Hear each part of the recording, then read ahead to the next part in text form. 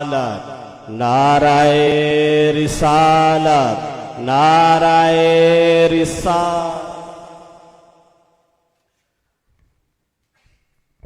अल्हम्दुलिल्लाहि रब्बिल आलमीन, अस्सलातु वस्सलामु अला अशरफिल अंबियाइ वल मुरसलीन। अल्लाहुम्मा सल्लि अला सय्यिदिना व मौलाना मुहम्मदिन व अला आलि मुहम्मदिन व बारिक वसल्लिम। मेरा टाइम कितना है, मुझे सिर्फ इतना बता दीजिए, मैं 5 मिनट तक तो कर सकता हूँ। हज़रत ज़ीवकार, मुअज़्ज़ज़ उलमाए किराम, मशाइख़ इज़ाम, और मैं तहे दिल से मशकूर हूँ अल कासिम ट्रस्ट का, जिन्होंने सियालकोट की एक नाबग़ाए रोज़गार शख्सियत की याद में इस खूबसूरत महफ़िल पाक का इनेकाद किया। अल्लाह करीम इसे अपनी बारगाह में कबूल व मंजूर फरमाए। क़िबला शेखुल हदीस रहमतुल्लाहि ताला अलैह के साथ हमारा तकरीबन 70 साल से रिश्ता है। 2002 में तंजीमुल मदारिस ने एक उलमा मशाइख कन्वेंशन रखा इस्लामाबाद में, तो मुझे शेखुल हदीस साहब के साथ सफ़र का इत्तेफाक हुआ। तो मुझे पूछने लगे आप कहाँ से ताल्लुक़ है, तो मैंने अर्ज़ की कि मैं वैंस शरीफ से। तो मुझे कहने लगे कि आपके दादा जान पीर बशीर अहमद शाह साहिब के साथ मेरी बड़ी न्याज़मंदी थी। चूँकि आप महल्ला वाटर वर्क्स में इब्तदाई तौर पर आए थे, तो मेरे दादा जान की तबलीग की जिम्मेदारी रियासत में थी।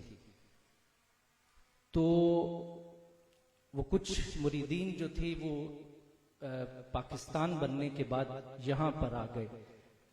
तो आप फरमाते हैं कि मुझे काफ़ी सोबतों का उनसे न्याज़मंदी का ताल्लुक़ रहा। तो आपसे तो बड़ा पुराना रिश्ता है।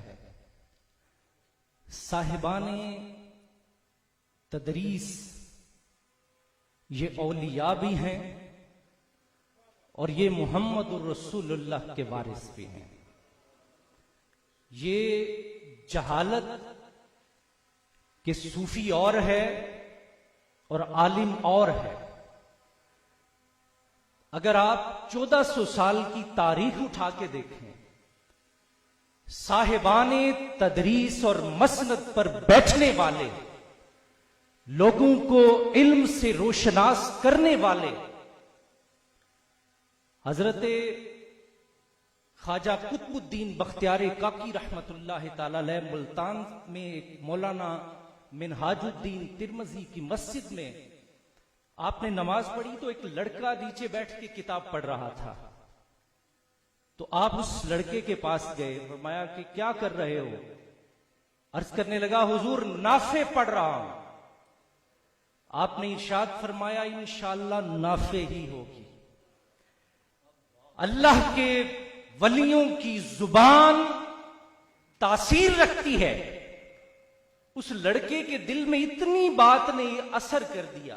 कहा, जी आप कौन हैं? आपने बताया मैं कुतुबुद्दीन हूं। तो ख्वाजा कुतुबुद्दीन बख्तियार काकी मस्जिद से निकले और हिंदुस्तान की तरफ आज़म में सफर हुए। जब शहर से बाहर आए तो वो लड़का पीछे पीछे चल रहा था। कहा, किधर आ रहे हो? अर्ज की, मैं अब पढ़ूंगा नहीं, मैं अब आपकी खिदमत किया करूंगा। पीर को क्या चाहिए? बंदा एक जूते उठाने वाला, एक परना उठाने वाला, एक वुजू करवाने वाला, और किस चीज की जरूरत है? आप जानते हैं उस लड़के को तारीख शेखुल मशाइख फरीदुद्दीन गंजे शक्र के नाम से याद करती है। कहते हैं कि मैंने जब ये बात कही तो ख्वाजा कुतुबुद्दीन बख्तियार काकी के चेहरे का रंग बदल गया, उस पर गुस्से के आसार आ गए। फरमाया, फरीद जाके जाहिरी इल्म हासिल करो। उसके बाद 5 साल सयाहत करो। सयाहत के बाद शहाबुद्दीन सोहरवर्दी रहमतुल्लाह ताला अलैह की अवारिफ में आदाब शेख का बाब पढ़ना। और उसके बाद मेरे पास आना। यह है इल्म की अहमियत। दुनिया जानती है कि यही फरीदुद्दीन गंजे शकर के पास 90 बरस से जायद उम्र हो चुकी थी। निजामुद्दीन जब आपके पास पहुंचे, 90 बरस की उम्र में निजामुद्दीन मुजतहिद जमाना है। आप जानते हैं, एक अहले हदीस आलिम ने और एक देवबंद मकतबा फिक्र से ताल्लुक रखने वाले आलिम दीन ने लिखा, बर्रे सगीर की सरजमीन पर हदीस की हिफाजत के लिए अगर सबसे पहली आवाज उठती थी तो वह आवाज निजामुद्दीन औलिया की आवाज थी। उसने कहा, हम अहले हदीस खुद को कहलाते हैं, लेकिन दुनिया वालों, इस बर्रे सगीर की धरती गवाह है, जिसने सबसे पहले हदीस का दिफा किया था, उसका नाम निजामुद्दीन औलिया है। मशारिक हिफ्ज थी हजरत, और हाफिज थे आत्म मशारिक के। तो हमारा ताल्लुक, ये किसने कहा कि मसनदे तदरीस पे बैठने वालों का विलायत से ताल्लुक नहीं होता? यही वलायत है। मैं जो बात अर्ज कर रहा था इसमें अपनी बात को खत्म कर रहा हूं। 90 बरस की उम्र है फरीदुद्दीन गंजे शकर की, और सामने कोई आम शख्स नहीं बैठा, मुजतहिद जमाना है हजरत निजाम, और उन्हें 90 बरस की उम्र में मसनदे तदरीस पर बैठकर 7 सिपारे कुरान के पढ़ाए थे। ये कितने बुलंद लोग हैं।